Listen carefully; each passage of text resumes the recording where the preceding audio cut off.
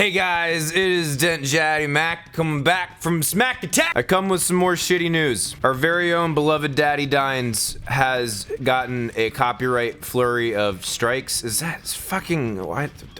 Done. Some dickhead intern went and claimed a bunch of his videos, most of which shouldn't have been claimed. He had 6 videos claimed by one music label, all within 20 minutes of one another, which means that they were going around looking for this shit. And for those of you who don't know, when a video gets claimed for copyright, the publisher takes all of the money, which means now we have a broke-ass Daddy Dines. It's not like he was using the original recordings like some fuckboy pleb. The way that he used this property was transformative, unique, and entertaining, something you don't find a lot of on YouTube nowadays. Obviously, this means that a number of these qualify for fair use, blah blah blah blah blah. You guys have heard me talk about fair use ad fucking nauseum at this point. Fair use is being abused on YouTube. Who would have fucking guessed? Now, particularly in Jared's case, I would say some of these qualify as covers, which means that the publisher should take a percentage of the revenue. Other ones of these I think definitely qualify as fair use.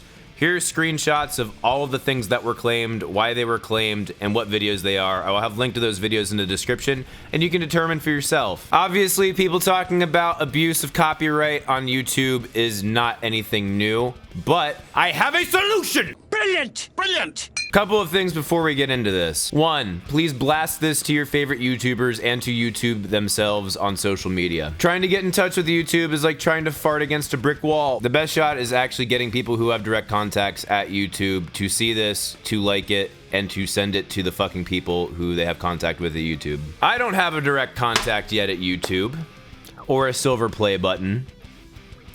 How fucking convenient for me. 2, this solution is not intended to fix everything. There is no easy fix as far as fair use goes on YouTube, and that's gonna take something very complicated. This is a simple solution that YouTube can implement very quickly that can at least stem some of the bleeding. 2, this does not directly address fair use on YouTube. The whole idea with putting the copyright system into YouTube was so that they didn't get their asses sued to death by every media conglomerate known to man. Obviously, they made this weighted in favor of these conglomerates because it's next to impossible to find all of the copyright theft on YouTube. And they obviously have R. Kelly and Chris Brown running their copyright claims division, because they're abusing the fuck out of that shit. 3rd thing, this uses mostly existing infrastructure on YouTube. YouTube would have to make a minimal effort in order to put these changes in. If they can't even meet us this far, I don't really think they care as much as they say they care. 4th thing, this is completely within the existing copyright law in the United States. All right, guys, clench your sphincters.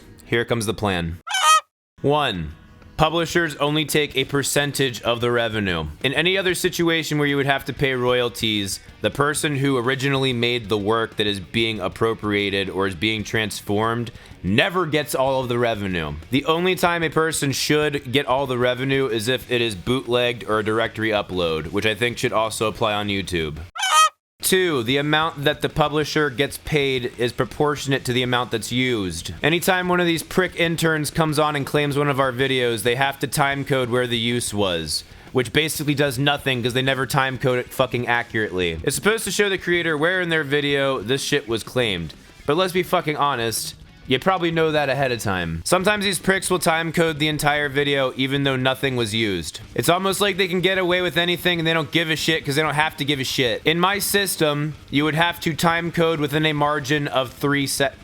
Wow. In my system, you would have to timecode within a margin of 3 seconds. There would be a catalog of all the property they can claim that is built into YouTube. Each of these properties would have their associated runtimes. From the percentage that they have coded in your video compared to the entirety of the work, we can determine how much the publisher should be paid. There are 2 additional factors that we will add into this form so that you can get higher or lower revenue. The publisher can claim higher revenue if this work is used in their intro or theme song for the YouTuber's video. This is standard practice in synchronization licensing for TVs and movies. That, and also the publisher and artist will have the option to pool a video if it is in the title or in the theme song or with words like that. If a creator is using someone else's song as their theme song, they are associating someone else's brand with their own without their permission.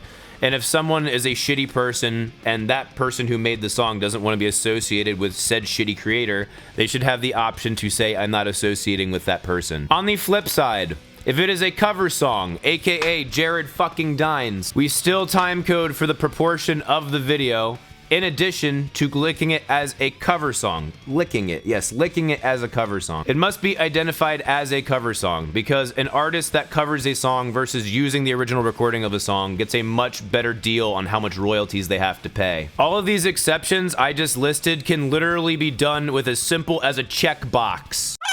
Third thing, creator gets a sorry try again button, also known as a fuck you button. If something is filled out on this claimant form incorrectly for any reason, whether they didn't check a box right or whether they didn't timecode correctly, the creator gets to appeal that directly to YouTube.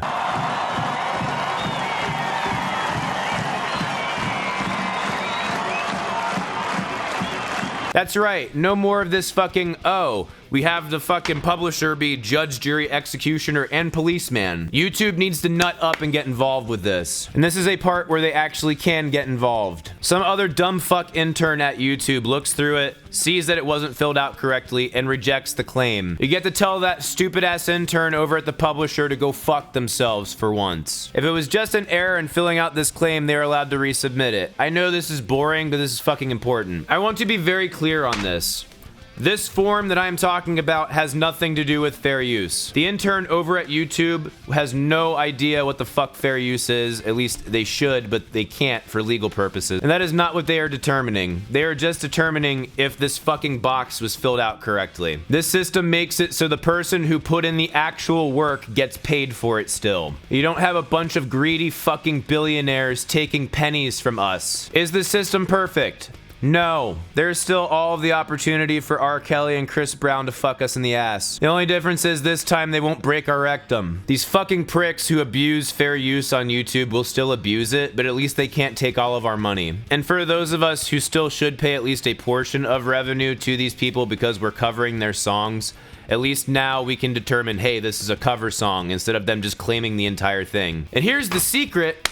YouTube already has a system for declaring things cover songs, and these fucking pricks abuse that system too. So now this finally gives us the opportunity to go, no, fuck you, this is a cover song, you cock-shining motherfucker. These are things that YouTube may bitch about because they have nothing better to do than not do anything. One, we can't afford to do it. Yes, you fucking can. You have the resources of Google, and most of everything I've talked about is already an established infrastructure that just needs to be manipulated a little bit. At least pretend like you care about your original creators on your platform for once, please. By the way, for some of my YouTuber friends, hashtag not all. I know there are some really cool employees at YouTube. I'm talking about YouTube as a whole, which really starts at the top, or as they say, shit rolls downhill. Second thing, YouTube will be afraid that all of these publishers will walk away with all of their money or try and sue them. Newsflash, this is all legal. If these publishers and media conglomerates try to sue you, you will win. Not only that, you have verified evidence on your own platform that they are breaking the law. And yes, you waste a lot of money going through lawsuits. Then you can countersue those fucktards for damages. The other alternative is they threaten to take all of their property off of the platform.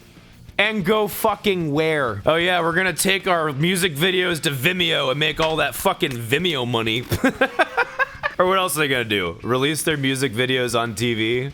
Like, seriously? I'm actually laughing at the thought of that as like a realistic proposition. The funniest thing is they're so out of touch, they would probably take that seriously. You have all of the leverage in this situation, and you don't owe them shit. So YouTube, fucking listen to us for once, that'd be great. And please implement this system or something very close to it. I'm sure there are holes in this in places. I'm sure there are, but you know what? That's for other people to collaborate on that'll make it better. Again, I ask you, please put this on blast on social media to your favorite YouTubers and directly to YouTube. Hopefully somebody listens. It's not a perfect solution, but it's better than having no money. If you like this video and you like what I do on this channel, please support me on Subscribestar. That is the only way I can keep YouTube my full-time job. I also have a shirt, link in the description, on sale until the end of February. If you use the code MUSICSNOB, all caps, all one word, you can get $4 off your order. You can follow me on Twitter, Instagram, Facebook at Become the Night. Thank you guys so much for watching. See you